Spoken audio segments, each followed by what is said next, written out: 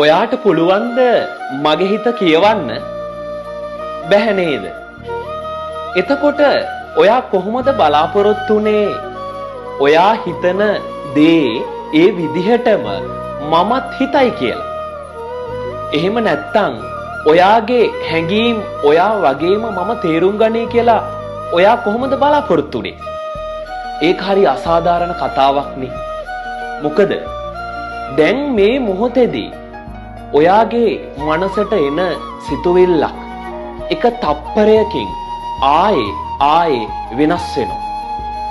ඊළඟ මොහොතේදී ඔයාට එන සිතුවිල්ලවත් ඔයාට දැන් කියන්න බෑ.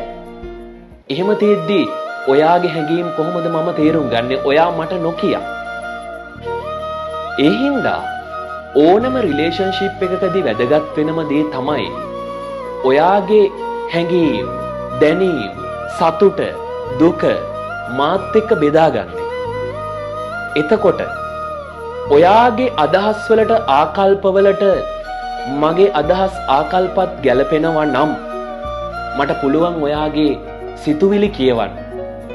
ඒ හින්දා ඔයාට සමීපතම එක්ක පමණක් ඔයාගේ හැඟීම් බෙදාගන්න පුරුදු වෙන්න.